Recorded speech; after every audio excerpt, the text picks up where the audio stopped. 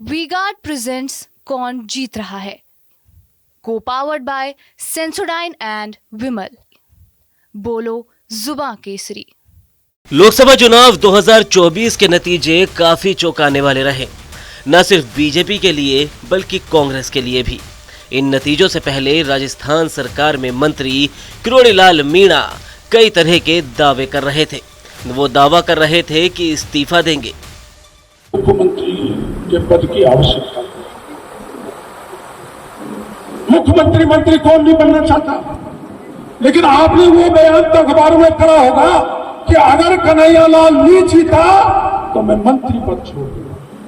क्या आपके हृदय पर फर्क पड़ा? नहीं पड़ा। क्यों देंगे इस्तीफा, ये तो आपने सुन लिया, लेकिन फिर भी बता दे कि पहले किरोड़ी बाबा का कहना था कि अगर दौसा से बीजेपी की हार हुई तो वो इस्तीफा देंगे। उसके बाद उन्होंने कहा कि मोदी और बीजेपी ने उन्हें 7 सीटों की जिम्मेदारी दी है, उनमें से किसी भी सीट पर अगर हार हुई तो भी वो इस्तीफा देंगे। अब आखिरी बार इस मामले पर उन्होंने 7 सीटों का नाम भी बताया, जहां बीजेपी की हार होने पर उन्होंने इस्तीफा देने की बात कही है। देखो, जो मैंने बयान दिया था वो प्रधानमंत्री जी से आने से पहले दिया था।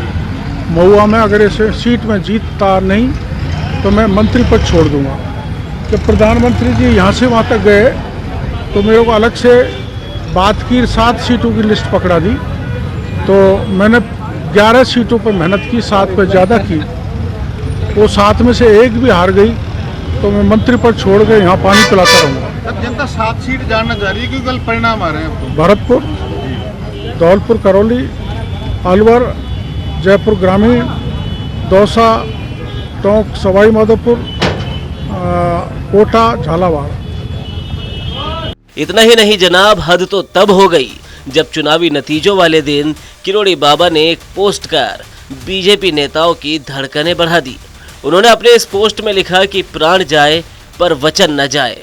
लेकिन अब सियासी गलियारों में सवाल है कि जब इतनी मुखरता से इस्तीफा देने की बात किरोड़ी बाबा कह रहे थे, तो आखिर जब चुनावी नतीजे सामने आ गए हैं और उसे आए हुए 5 दिन भी बीत गए हैं, तो वो इस्तीफा क्यों नहीं दे रहे? आखिर किस बात ने उन्हें रोका हुआ है? कहा जा रहा है कि शायद वो पार्टी प्रेशर की वजह से इस्तीफा नहीं दे रहे, लेकिन इसके साथ ही सवाल ये भी उठ रहा है कि शायद वो खुद प्रेशर वाली राजनीति कर रहे हैं। इस्तीफे की बात कहकर वो संदेश देना चाहते हैं कि वो अपने मंत्रालय से खुश नहीं है और उन्हें बड़ा मंत्रालय दिया जाए, क्योंकि राजस्थान में विधानसभा चुनाव से पहले किरोड़ीलाल मीणा ने कई धरने दिए, आमजन की बात उठाई। तत्कालीन गहलोत सरकार पर कई सवाल भी किरोड़ी बाबा ने दागे, जिस वजह से उनका नाम मुख्यमंत्री पद की रेस में भी काफी आगे चल रहा था। उनके समर्थकों को भी उम्मीद थी कि सीएम पद न सही, लेकिन किरोड़ी बाबा को कोई बड़ा मंत्रालय तो जरूर मिलेगा। मगर उन्हें जो मंत्रालय मिला उससे उनके समर्थकों में मायूसी छा गई। मुख्यमंत्री के पद की आवश्यकता है। मुख्यमंत्री मंत्री कौन नहीं बनना चाहता? बता दें कि विधानसभा चुनाव के बाद लोकसभा चुनाव में किरोड़ी बाबा पर आरोप लगे कि वो प्रचार करने में एक्टिव नहीं नजर आ रहे। हालांकि मतदान के बाद से वो लगातार एक्टिव है, जिसके बाद अब सवाल उठ रहे हैं कि किरोड़ीलाल मीणा शायद इस्तीफा नहीं देंगे और इस्तीफे की बात सिर्फ प्रेशर पॉलिटिक्स ही बनकर रह जाएगी। हालांकि किरोड़ीलाल मीणा के विरोधी भी इस बात को मानते हैं कि अगर उन्होंने कहा है तो वो इस्तीफा जरूर देंगे। अब वो इस्तीफा देंगे या नहीं, ये तो आने वाला वक्त ही बताएगा।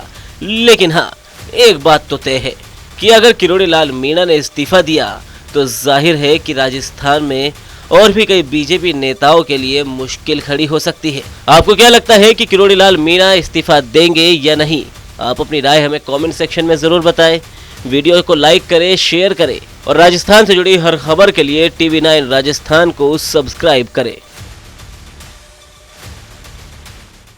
वी-गार्ड प्रेजेंट्स कौन जीत रहा है, को पावर्ड बाय सेंसोडाइन एंड विमल। बोलो जुबां केसरी।